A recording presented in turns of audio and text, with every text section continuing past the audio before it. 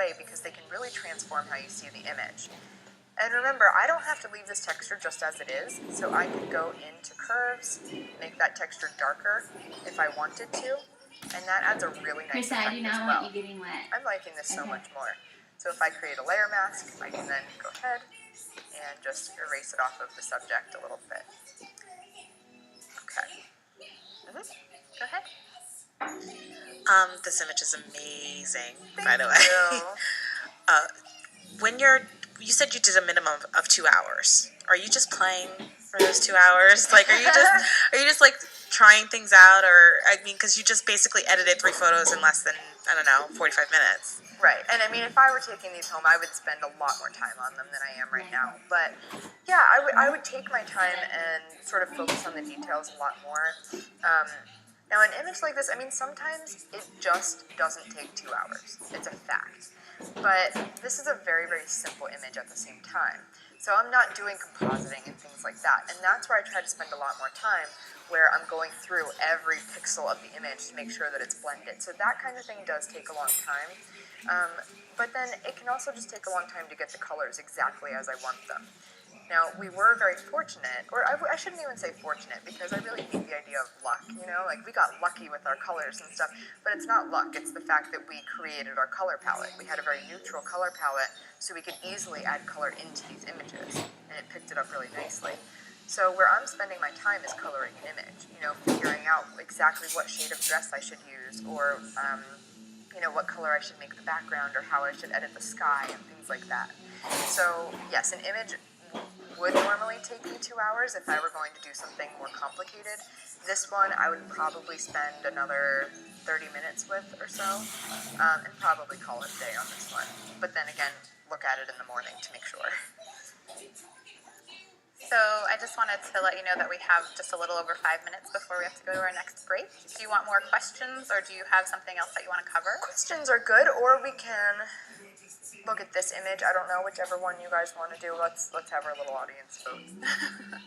Okay, we're going to edit a little bit more. So now this is a picture that I would not crop into a square. I like this one as it is. I framed it for this composition. Knowing that, I might take a little bit off of the top and the bottom, but it's generally framed how I want it to be framed. So if I zoom in here, now there are some things that I do want to change about the image just a little bit. What I want to change is the fact that her dress is sort of billowing right here. It's sort of poofing, and I want to tuck that in, because I know that that was something that just when she sat down, her dress poofed. I remember watching it when I did it. So I'm going to go ahead and make my duplicate layer, go into Filter, Liquify, and I'm just going to liquefy that in. Zoom in here a little bit. Make my brush size bigger, and I'm just going to tuck that in for a nicer line. And you can see I'm pulling his leg a little bit, so I want to make sure that I don't do that. So now it looks like it's falling instead of poofing, so that's good. And I want to add some more light to their faces, even though it looks awesomely cinematic, and I want to dull down this dress a little bit. So as you can probably tell, my process is extremely simple, because I'm going to do the same thing over and over again. But I'm just going to select very generally around her dress, just through here, feather, and we will do something like 50 pixels right in that area. Now when I go into curves, I can pull down from the highlights again, because this is a very bright portion of the image. I don't want to affect his hand or the branches, and just dull that dress down slightly. Deselect, and then I just want to select their faces and maybe her chest a little bit through here, make their heads a little bit brighter. We'll do 50 pixels again. Image, adjustments, curves. Make that a little bit brighter through that area. And deselect. So now we've already changed the lighting dynamic a bit, so now their faces are brighter, the dress is a little bit less. And at this point, this is a very difficult image for me to work with in a way, because I really actually like it as it is. And I get so messed up and confused when I like a picture as it is. I mean, I have a really hard time dealing with that, because I'm used to manipulating. And so I see a picture like this and I think, okay, what do I need to do? Not that I'm a great photographer and I took it awesome in camera or anything. It was just the smoke makes a really neat effect. So I love that aspect to it, but I would definitely play with some contrast. So I'm choosing Command M to get into curves. Definitely want to add contrast a little bit through there. Make that bride pop a lot. So now that I'm looking at this image again, I'm going to do a little bit of a vignette just right around this portion where the branches end, because I don't want you to know that the nest doesn't continue. And then also just drawing in my vignette manually, and then feathering 250 pixels. And now I'm just going to Command M and make that a little bit darker on the edges. It's a little bit more cinematic that way. Zoom in again, and at this point I'm going to change the light.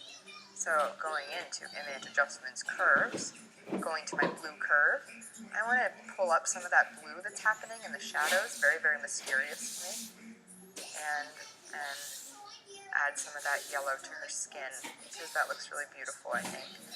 Again, adding red to the highlights, just to make her skin glow a little bit. And that's that. So I might try a couple different things, like lightening up her arm in here, and maybe even just adding some light to make sure that it doesn't get lost in there. So if I select that, we'll keep 50 pixels as our feather. Curves, make her arm a little bit brighter. Say okay. Now, when you add brightness and contrast to an image like that, it tends to add saturation as well. So if I do Command U to bring up saturation, I can just take that saturation down a bit on her arm so then it's not stealing any focus. So that's, I think, where I would sort of end that picture. I might add some texture to it, of course. I might play up her eyes because she has beautiful eyes. And I could, of course, clean up their skin since it is a wedding image. But in general, that is where I would leave that. And I don't want to run over time either. I can't believe that we've watched you create these images and take them all the way through to post-processing, and now these just look amazing. Thank Like you. amazed. So, as Brooke mentioned, we are going to take another break. We're heading into our final segment for today. What are we going to do when we come back? Okay, I've been really excited. So these 6 lovely people sitting in front of me have been like begging me to tell them what we're doing, and I have not told them. I've been so good, and I cannot keep secrets, so it's really awesome that I was able to do that. So what we are doing is a surprise challenge, and the surprise goes both ways. So